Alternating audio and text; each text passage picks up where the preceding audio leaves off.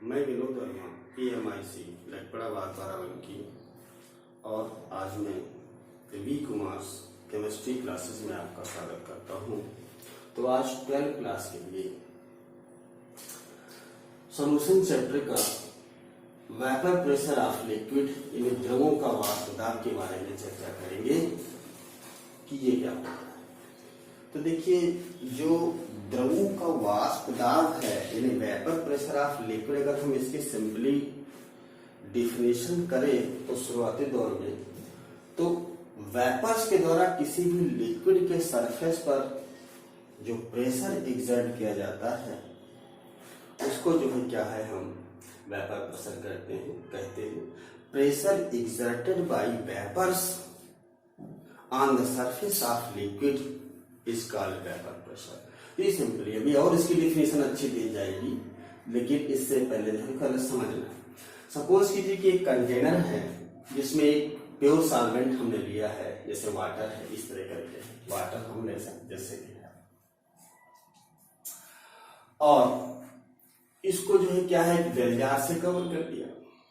तो बेलजार से कवर करेंगे तो क्या होगा कि वाटर जो कि इवेपोरेट होता है, तो इवेपोरेशन होने लगेगा, यानी कि वेपर्स के फॉर्म से सरफेस से जो है क्या है कि लिक्विड का लॉस होता रहेगा और ये वेपर्स के फॉर्म में सराउंडिंग में जाता है।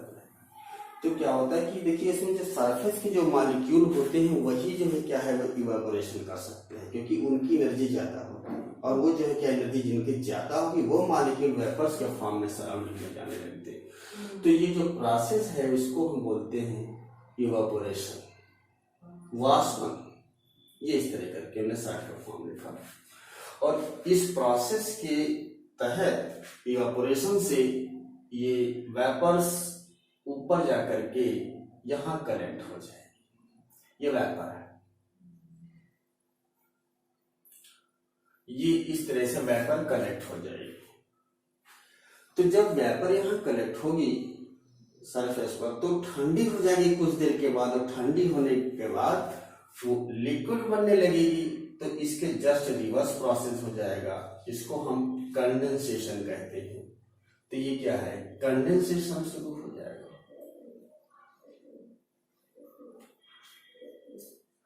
अब कंडेंसेशन में जो कुछ भी वेपर है वो कंडेंस होकर के लिक्विड बनेगी जो नीचे आएगी, और लिक्विड यहां से क्या इवेपोरेट होकर के वेपर के फॉर्म में ऊपर जाएगा। दो ये जो प्रोसेसेस हैं ये अपोजिट प्रोसेसेस एक साथ चल रहे हैं। At initial the process of evaporation is greater than the process of condensation from top to bottom, because initially vapor at the surface on the surface of becher is lesser than the amount of pure solvent। तो पहले क्या होता है कि जो evaporation की process है वो ज्यादा होगी कंपैरिजन में कंडेंसेशन प्रोसेस के कारण। क्या है, क्योंकि यहाँ पर जो सॉल्वेंट है इसका अमाउंट ज्यादा है और वेपर जो यहाँ बनी है उसका अमाउंट बहुत कम है, इसलिए इवेपोरेशन की प्रोसेस या rate of evaporation is greater then rate of condensation. ये जो क्या है कि इससे जो क्या है कि ये इससे ज्यादा होगा। लेकिन जैसे जैसे समय पास होगा with the process of time the rate of condensation the rate of evaporation is reduced and the rate of condensation is increase. तो इसमें क्या होता है कि जैसे जैसे समय व्यतीत होगा तो इवेपोरेशन की प्रोसेस घटती जाएगी और कंडेंसेशन की प्रोसेस बढ़ती जाएगी, और एक समय ऐसा होगा जब दोनों के रेट सेम हो जाएंगे। जितना इवेपोरेशन की रेट होगी उतना ही कंडेंसेशन की रेट होगी। जिस रेट से वेपर बनती है उसी रेट से वेपर कंडेंस होकर के लिक्विड बनेगा। इसको बोलते हैं इक्विलिब्रियम। तो कांस्टेंट टेम्परेचर का रखा जाए तो इक्विलिब्रियम आ जाएगा, और इक्विलिब्रियम पर जो है क्या है कि वेपर अब इससे ज्यादा नहीं हो सकती, क्योंकि जब वेपर इससे ज्यादा जितनी होती जाएगी उतने जो है उसका कंडेंसेशन होगा और फिर वो लिक्विड के फॉर्म बनता चला जाएगा। तो इक्विलिब्रियम स्टेट पर जब कंडेंसेशन और इवेपोरेशन दोनों की रेट सेम हो जाए और कांस्टेंट हो जाए, सेम हो जाए और साथ साथ में कांस्टेंट हो जाए, तो इस चीज को हम कहते हैं इक्विलिब्रियम। तो इक्विलिब्रियम पर अब जो कुछ भी यहाँ पे वेपर कलेक्ट हुई है, तो उस वेपर के द्वारा सरफेस पर, लिक्विड के सरफेस पर, अगर ये प्योर सॉल्वेंट तो प्योर सॉल्वेंट के सरफेस पर जो भी प्रेशर एक्सर्ट किया जाएगा उसको हम उस लिक्विड का या उस सॉल्वेंट का वेपर प्रेशर कहेंगे। At constant temperature and equilibrium between evaporation and condensation, pressure exerted by vapors on the surface of liquid or pure solvent is called vapor pressure। तो ये चीज वेपर प्रेशर है। तो इस किसी भी लिक्विड को या सॉल्वेंट को जो वेपर प्रेशर है उसको हम सिंपली जो है क्या है, पी से डिनोट करते हैं, पी नॉट से डिनोट करते हैं। वेपर प्रेशर ऑफ सॉल्वेंट, इसको हम कहते हैं पी नॉट से डिनोट करते हैं, यानी इसमें केवल सॉल्वेंट है और इसकी यूनिट क्या होगी, वही एटमॉस्फेयर, जो भी इस तरह करके होता है ये इस तरह से होगा। अब हमको देखना है कि लोअरिंग ऑफ वेपर प्रेशर क्या है। लोअरिंग ऑफ वेपर प्रेशर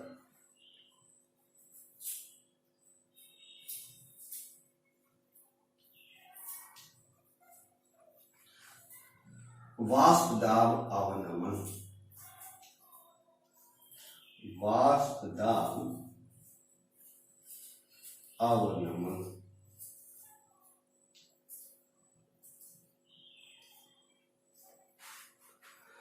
अब देखिए इसमें क्या है, अगर हम इसी फिगर को देखिए इस्तेमाल करें,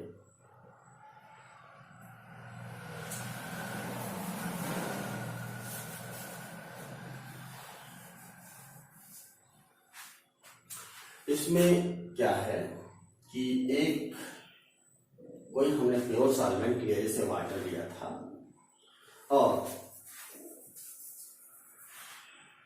इसमें एक नॉन वोलेटाइल सॉल्यूट डिसॉल्व कर दिया,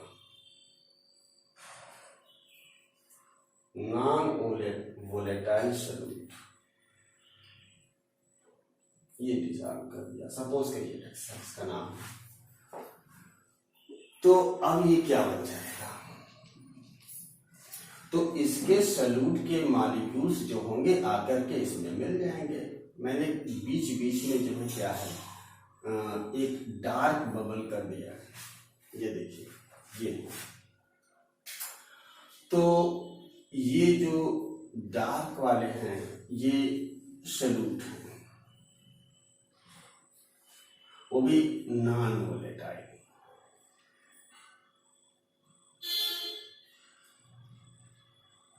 नॉन वोलेटाइल सॉल्यूट के ये मॉलिक्यूल्स हैं, और ये वाले क्या हैं, ये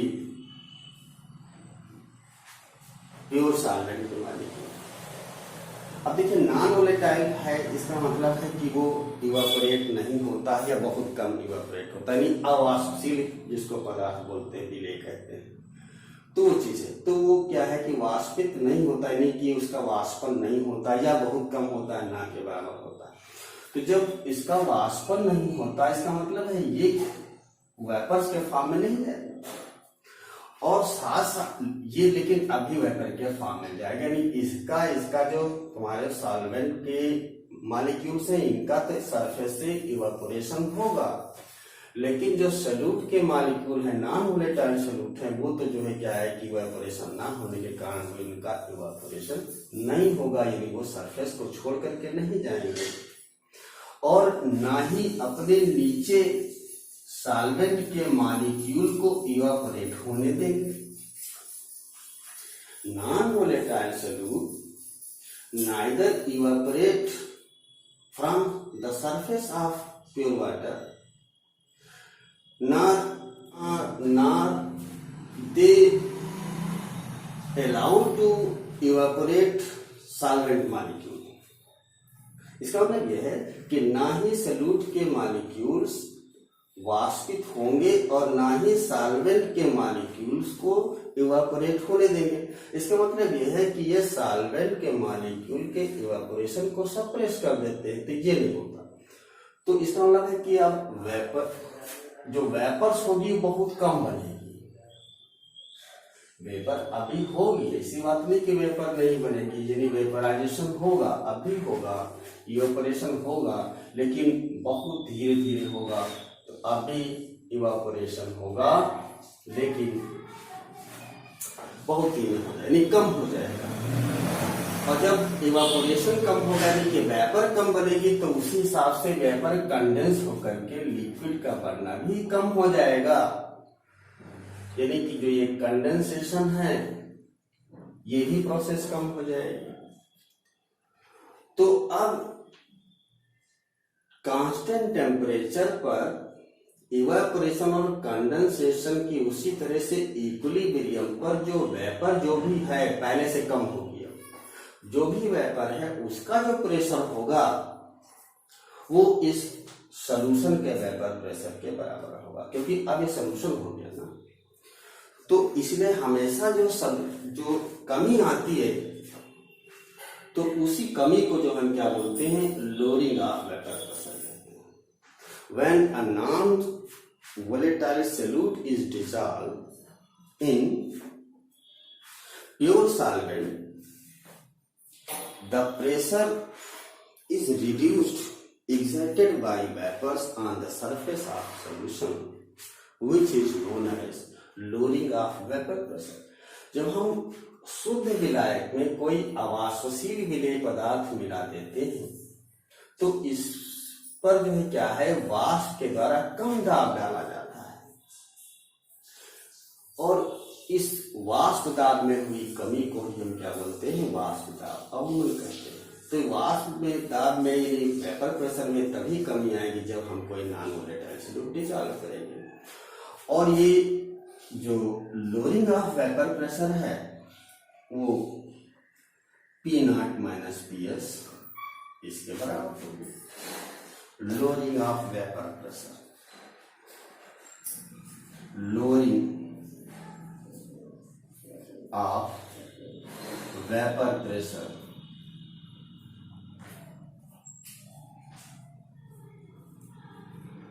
ये P0 माइनस PS के बराबर। तो ये हमारे पास ये निकल आएगा। तो lowering of vapour pressure is equal to P0 minus PS upon ये चीज प्रेस, ये लोअरिंग ऑफ वेपर प्रेशर। अब इसमें where P0 is equal to vapour pressure of solvent और PS ये क्या है, वेपर प्रेशर ऑफ सॉल्यूशन।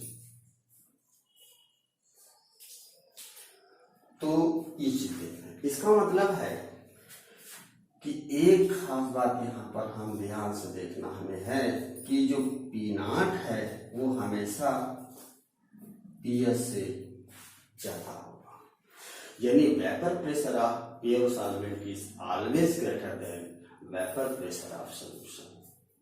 इसमें ये है डेंसिटी पे भी डिपेंड इस तरह करके होता है कि हमेशा जो है क्या है, सॉल्वेंट ज्यादा इस तरह से होगा। तो ये इस तरह से हम लोअरिंग ऑफ वेपर प्रेशर भी देख रहे हैं। अब एक चीज और है, इसका मतलब है कि जो लोअरिंग ऑफ वेपर प्रेशर है वो एक प्रकार से वेपर प्रेशर में जो कमी होती है वही चीज लोअरिंग ऑफ वेपर प्रेशर कहलाती है। कब कमी होगी, जब भी कभी हम नॉन वोलेटाइल सॉल्यूट डिसॉल्व करेंगे तो decrease in vapour pressure of pure solvent on dissolving non volatile solute is called lowering of vapour pressure, which is just equal to P0 minus PS। ठीक है, अब हम relative lowering of vapour pressure देख लें।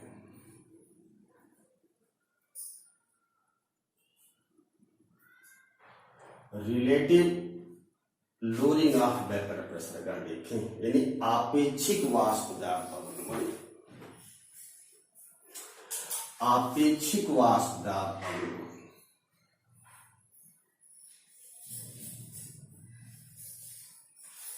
आपेक्षिक वाष्प दाब अवनमन।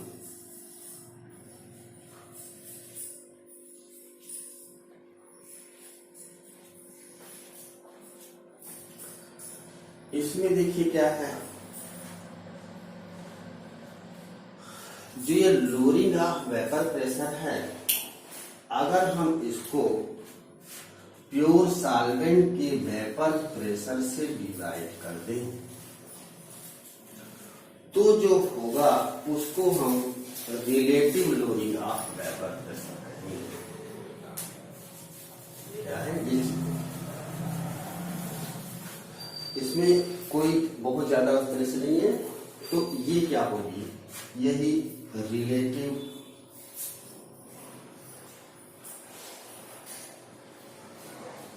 Lowering of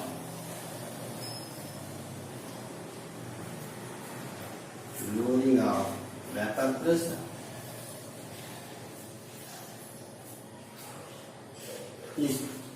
ये तो simply the ratio of lowering of vapour pressure and vapour pressure of pure solvent is called relative lowering of vapour pressure. यानी आपेक्षिक वाष्प दाब अवनमन क्या होता है कि वाष्प दाब अवनमन और विलायक के वाष्प दाब के रेशियो को, अनुपात को, वही हम आपेक्षिक वाष्प दाब अवनमन कहते हैं। तो ये P naught minus P S upon P naught, यही relative lowering of vapour pressure है। तो इस तरह से देखा। अब इसी से रिलेटेड हम एक राउल्ट फॉर्मूला,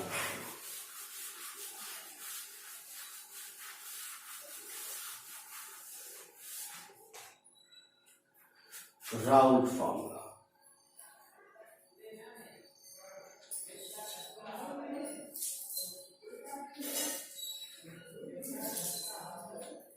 राउल्ट का नियम।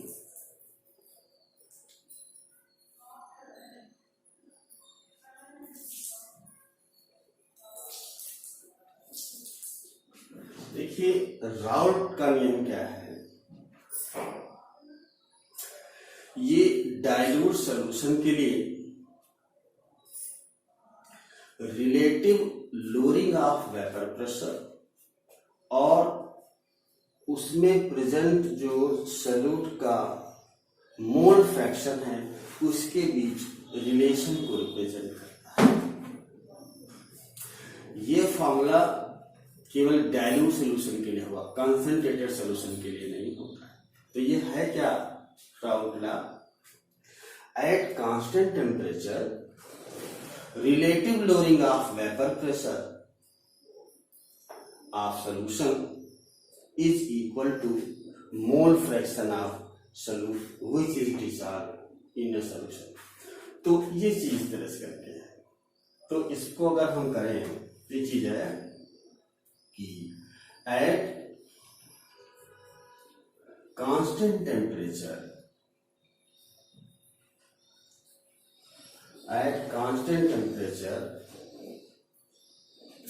relative lowering of vapor pressure,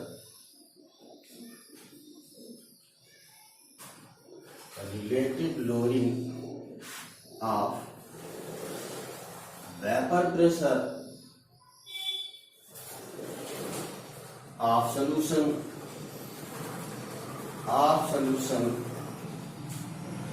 is equal to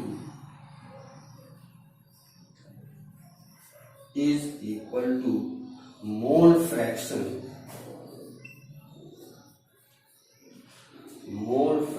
of solute present in that solution। ये चीज है। तो कहने का मतलब है कि P naught minus P S upon P naught और is equal to n upon n plus n. तो ये हमारे पास जो रिलेशन है ये राउल्ट लॉ ये फ्लो। अब where P naught vapour pressure of solvent, P S vapour pressure of solution, small n number of moles of solute, capital N number of moles of solvent. तो ये क्या है, n upon n plus N ये mole fraction है solution का, और ये क्या है relative loading of vapour pressure. तो ये इस तरह से करके इसमें है। तो ये राउल्ट लॉ है। अब एक इसी से छोटा यह क्या है, अगर हम इसको हिंदी में कह दें कि स्थिर ताप पर किसी भी विलयन में जो क्या है कि आपेक्षिक वाष्प दाब अवनमन है, स्थिर ताप पर किसी विलयन का आपेक्षिक वाष्प दाब अवनमन उसमें उपस्थित विलय के मोल प्रभास के बराबर होता है, मोलांश के बराबर होता है। यही जो है राउल्ट का नियम होता है। अब इसकी जो है क्या है, राउल्ट नियम की लिमिटेशन है यानी सीमाएं, लिमिटेशन ऑफ राउल्ट लॉ।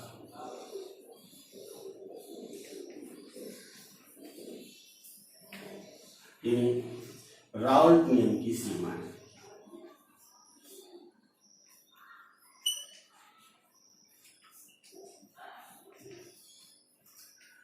तो अगर हम इसके बारे में देखें तो राउल्ट लॉ किन किन फिजिकल कंडीशंस में होल्ड गुड किसी भी सॉल्यूशन के लिए है, वही उसकी लिमिटेशंस होंगी। यानी कि राउल्ट का नियम कैसे सॉल्यूशन के लिए कौन सी ऐसी फिजिकल कंडीशंस हैं जिसमें राउल्ट लॉ फॉलो करता हो, अच्छा फॉलो करता हो, वही उसकी जो है कंडीशन ही उसकी सीमाएं कहलाती है, उसकी लिमिटेशन कहलाती है। तो पहली चीज क्या है कि टेम्परेचर रिमेन्स कांस्टेंट। जो तापक्रम है वो जो है क्या है कि कांस्टेंट रहना चाहिए सॉल्यूशन का। तो ऑफ सॉल्यूशन, जिस सॉल्यूशन पर हम राउल्ट लॉ जो है क्या है कि फॉलो करा रहे हैं, तो उस सॉल्यूशन के लिए जो है क्या है कि टेम्परेचर कांस्टेंट रहना चाहिए। दूसरी बात, टेम्परेचर कांस्टेंट हो और इसमें सॉल्यूशन जो होना चाहिए वो डाइल्यूट सॉल्यूशन हो, कॉन्संट्रेटेड सॉल्यूशन हो। तो this law is hold good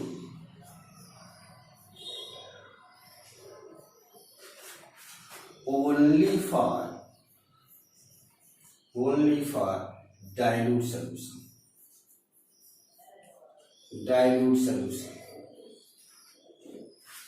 solution dilute होगा तभी अच्छा जो है क्या है ये लॉ फॉलो करेगा।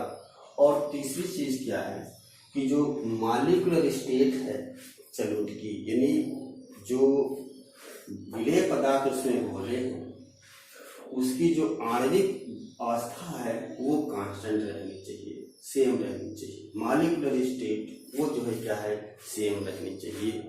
इसका मतलब है कि ये चीज की कोई जो सॉल्यूट है उसमें डिजॉल्व करें, डिजॉल्व करने के बाद वो कई सारे मॉलिक्यूल्स में डिसोसिएट ना हो जाए और ना ही कई सारे मॉलिक्यूल कंबाइन करके एक बड़ा मॉलिक्यूल बना। इसका मतलब है कि सॉल्यूट का डिजॉल्व होने पर डिसोसिएशन और एसोसिएशन दोनों प्रोसेस नहीं होनी चाहिए। द एसोसिएशन और डिसोसिएशन ऑफ सॉल्यूट मॉलिक्यूल ये चीज नहीं होना चाहिए undissolved into the pure solvent. जब हम उसको डिजॉल्व करें यानी मॉलिक्यूलर स्टेट ये क्या है कांस्टेंट रहनी चाहिए। Molecular state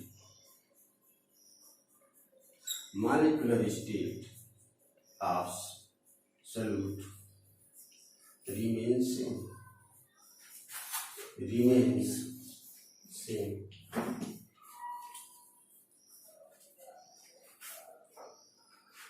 that is solute should not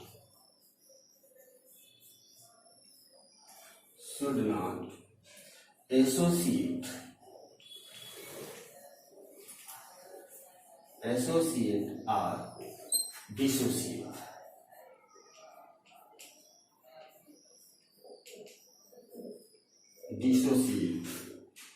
Undissolving.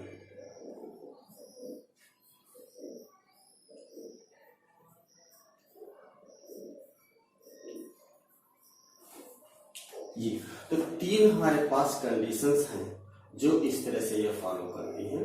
Temperature remains constant.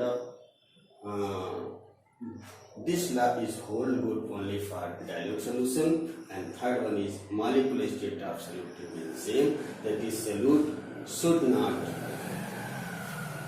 associate or dissociate undissolving. यदि solute को घोलने पर वो ना तो वियोजित हो ना संगुणित हो, ऐसा यानी नंबर ऑफ मॉलिक्यूल से जो मोल्स हैं वो कांस्टेंट रहना चाहिए. तो ये चीज़ है. Thank you for this.